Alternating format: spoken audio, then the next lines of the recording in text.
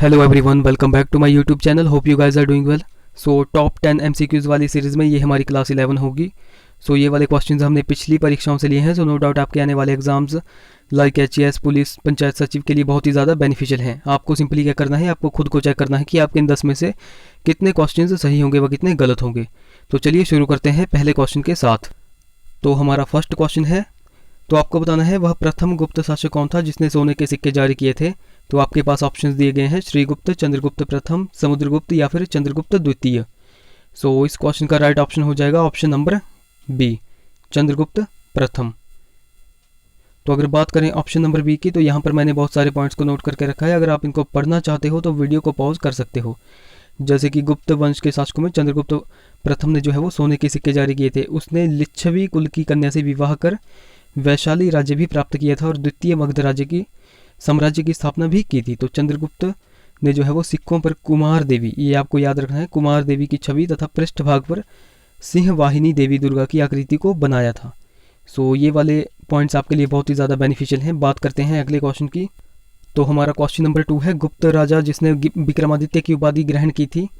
तो वह गुप्त राजा कौन था जिसने विक्रमादित्य की उपाधि ग्रहण की थी। तो ये आई थिंक 3 थे, वैसे तो 3 थे। यहाँ पर आपके पास ऑप्शन दिए गए हैं, श्रीगुप्त, घटोत्कच, चंद्रगुप्त द्वितीय या फिर कुमार गुप्त। सो इन ऑप्शंस में राइट ऑप्शन सी हो जाएगा, चंद्रगुप्त द्वितीय। तो बात करें ऑप्शन नंबर सी की, तो यहाँ पर देख सकते हो आप, जैसे कि गुप्त शासकों में समुद्रगुप्त हो गया, चंद्रगुप्त द्वितीय और स्कंदगुप्त, इन्होंने जो है वो विक्रमादित्य की उपाधि धारण की थी। तो यहाँ पर आप देख सकते हो चंद्रगुप्त द्वितीय ने जो है वो विक्रमादित्य की पदवी ग्रहण की थी, जिसका अर्थ क्या होता है, पराक्रम का सूर्य। तो इसके द्वारा ग्रहण की गई अन्य उपाधियाँ कौन कौन सी थी, जैसे कि विक्रमांक, परम भागवत आदि। तो इसे हम देवगुप्त, देवराज, देवश्री आदि नामों से भी जानते हैं। तो चंद्रगुप्त द्वितीय जो है वो विजेता के साथ साथ एक योग्य एवं कुशल प्रशासक भी थे। तो इन पॉइंट्स को आप यहाँ पर नोट रख सकते हो। बात करते हैं अगले क्वेश्चन की। तो हमारा क्वेश्चन नंबर 3 है, शतरंज का खेल जो है वो कहाँ उद्भूत हुआ, यानी कि कहाँ इसका ओरिजिनेट हुआ, ये कहाँ इसका प्रारंभ हुआ। तो आपके पास ऑप्शंस दिए गए हैं, चीन में, ईरान में, इंडोनेशिया में या फिर भारत में। सो आप कह सकते हो शतरंज का खेल जो है वो कहाँ पर इसका जन्म हुआ था। तो ये हुआ था भारत में, ऑप्शन डी करेक्ट हो जाएगा। तो जैसे कि शतरंज जो है वो उन प्रारंभिक खेलों में से एक है जो 4 खिलाड़ियों वाले चतुरंग नामक युद्ध खेल के रूप में विकसित हुआ। तो यह भारतीय महाकाव्य महाभारत में उल्लेखित एक युद्ध व्यूह रचना का संस्कृत नाम है। तो गुप्त काल के दौरान जो है वो शतरंज के खेल का उद्भव भारत में हुआ था। सो ये वाला क्वेश्चन भी क्या बोलते हैं एग्जाम में आता है, जैसे कि किस काल के दौरान जो है वह शतरंज का खेल भारत में उद्भव हुआ था। तो ये आपको याद रखना है, गुप्त काल के दौरान। बात करते हैं अगले क्वेश्चन की। तो गाइस सबसे पहले तो वीडियो आपको अगर अच्छी लग रही है, क्वेश्चंस का लेवल अच्छा लग रहा है, तो प्लीज़ वीडियो को लाइक कर दें। बात करें क्वेश्चन नंबर 4 की। तो बृहत हिमालय में स्थित एक ठंडा रेगिस्तान यहाँ पर कौन सा है। तो आपके पास ऑप्शंस दिए गए हैं, लद्दाख, सतपुड़ा, अरावली या फिर विंध्याचल। सो इस क्वेश्चन का राइट ऑप्शन ए हो जाएगा, लद्दाख। तो बात करें ऑप्शन नंबर 1 की, तो लद्दाख एक ठंडा रेगिस्तान है जो महान हिमालय में स्थित है। बात करें हेमिस नेशनल पार्क की, तो यह भारत का सबसे बड़ा राष्ट्रीय उद्यान है और यही इसी रेगिस्तान में स्थित है, यानी कि लद्दाख में ही स्थित है। बात करें अगले क्वेश्चन की। तो क्वेश्चन नंबर 5 में आपसे पूछा गया है, मुस्लिम लीग के निम्नलिखित में से किस अधिवेशन में मोहम्मद अली जिन्ना ने अपने 14 सूत्रीय प्रस्ताव को रखा था। तो ये वाला क्वेश्चन बहुत ही ज़्यादा इंपॉर्टेंट है। तो आपके पास यहाँ पर ऑप्शंस दिए गए हैं, 1927, 1928, 1929 या फिर 1930। सो इस क्वेश्चन का राइट ऑप्शन सी हो जाएगा, 1929, 1929। तो यहाँ पर आप देख सकते हो पॉइंट्स को, 28 मार्च 1929 को दिल्ली में मुस्लिम लीग का अधिवेशन हुआ था। तो कहाँ पर हुआ था, 1929 को दिल्ली में हुआ था मुस्लिम लीग का अधिवेशन, जिसमें जो है वो मोहम्मद अली जिन्ना ने नेहरू रिपोर्ट, जो कि 1928 में प्रस्तावित की गई थी, तो नेहरू रिपोर्ट के विरोध स्वरूप में 14 सूत्रीय प्रस्ताव को रखा था। तो नेहरू रिपोर्ट की बात करें तो इसमें संयुक्त रूप से चुनाव लड़ने की बात कही गई थी, जबकि मोहम्मद अली जिन्ना के 14 सूत्रीय प्रस्ताव में जो है वो चुनाव क्षेत्र की मांग की गई थी। तो इन पॉइंट्स को आपको नोट रखना है। बात करते हैं अगले क्वेश्चन की। तो क्वेश्चन नंबर 6 में आपसे पूछा गया है, निम्नलिखित में से किसे सह्याद्री पर्वतमाला भी कहा जाता है। तो आपके पास ऑप्शंस दिए गए हैं, पूर्वी घाट, पश्चिमी घाट, शिवालिक पहाड़ियाँ या फिर विंध्य पर्वत। सो इस क्वेश्चन का राइट ऑप्शन बी हो जाएगा, पश्चिमी घाट। तो भारत के पश्चिमी तट पर स्थित पर्वत श्रृंखला को पश्चिमी घाट या सह्याद्री पर्वत श्रृंखला भी कहा जाता है। बात करें अगले क्वेश्चन की।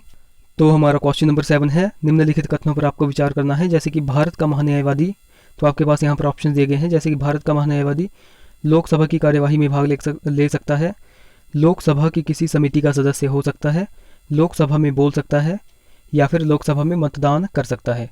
तो उपयुक्त कथनों में से आपको बताना है कि कौन से कथन जो है वो सही है।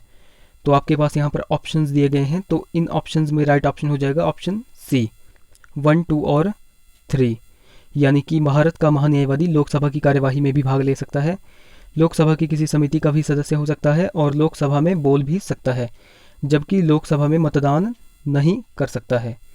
तो यहाँ पर ऑप्शन सी करेक्ट हो जाएगा। बात करते हैं अगले क्वेश्चन की। तो क्वेश्चन नंबर 8 में आपसे पूछा गया है, भारत के राष्ट्रपति के पद को भरने के लिए निर्वाचन का आयोजन निम्नलिखित में से कौन करता है। तो आपके पास ऑप्शन दिए गए हैं, भारत का उपराष्ट्रपति, भारत का निर्वाचन आयोग, भारत का मुख्य न्यायमूर्ति या फिर भारत का अटॉर्नी जनरल। सो राइट ऑप्शन हो जाएगा ऑप्शन बी, भारत का निर्वाचन आयोग। तो ऑप्शंस भी यहाँ पर दिया गया है, जैसे कि अनुच्छेद 324 के तहत जो है वो संसद राष्ट्रपति, उपराष्ट्रपति व राज्य विधानमंडल के पदों के निर्वाचन के लिए संचालन, निर्देशन व नियंत्रण की जिम्मेदारी चुनाव आयोग की है। सो बात करते हैं अगले क्वेश्चन की। तो क्वेश्चन नंबर 9 हिमाचल प्रदेश से रिलेटेड है। तो आपको बताना है पोंटा घाटी हिमालय के किस जिले में स्थित है, यानी कि हिमाचल के किस जिले में स्थित है। तो आपके पास ऑप्शन दिए गए हैं, मंडी जिले में, कांगड़ा जिले में, कुल्लू जिले में या फिर सिरमौर जिले में। तो राइट ऑप्शन ऑप्शन डी हो जाएगा, सिरमौर जिले में। बात करें ऑप्शन नंबर डी की, तो पोंटा साहिब भारत में जो है वो हिमाचल प्रदेश का एक औद्योगिक शहर है। यह राष्ट्रीय राजमार्ग 7 पर सिरमौर जिले के दक्षिण में स्थित है। तो बात करते हैं अगले क्वेश्चन की। तो क्वेश्चन नंबर 10 है हमारा, हिमाचल प्रदेश की चंबा घाटी को अन्य किस नाम से जाना जाता है। तो यहाँ पर आपके पास ऑप्शंस दिए गए हैं, बैत घाटी, सतलुज घाटी, कैथी घाटी या फिर रावी घाटी। तो इस क्वेश्चन का राइट ऑप्शन हो जाएगा ऑप्शन नंबर डी, रावी घाटी, यानी कि रावी घाटी को चंबा घाटी के नाम से भी जाना जाता है। तो चलिए चलते हैं अब हम अपने अंतिम प्रश्न की ओर। तो आज का हमारा अंतिम प्रश्न आपके लिए है, आपको बताना है दलित वर्गों का संघ स्थापित किया गया था। द डिप्रेस्ड क्लास लीग किसके द्वारा जो है वो एस्टेब्लिश किया गया था। तो आपके पास यहाँ पर ऑप्शन दिए गए हैं, डॉक्टर BR अम्बेडकर के द्वारा, बाबू जगजीवन राम द्वारा, NS काजरोलकर द्वारा या फिर महात्मा ज्योतिबा फुले द्वारा। तो इस क्वेश्चन का राइट ऑप्शन आपको नीचे कमेंट करना है। तो गाइज वीडियो आपको कैसी लगी जरूर से हमें कमेंट बॉक्स में बताएं। अगर वीडियो अच्छी लगी होगी तो ज़रूर से एक लाइक वीडियो पर छोड़ दें और साथ में हमारे चैनल लेट्स प्रिपेयर को सब्सक्राइब करें और साथ में बेल आइकन को दबाना बिल्कुल भी ना भूलें। तो चलिए मिलते हैं अब अपनी अगली वीडियो में। Till then take care.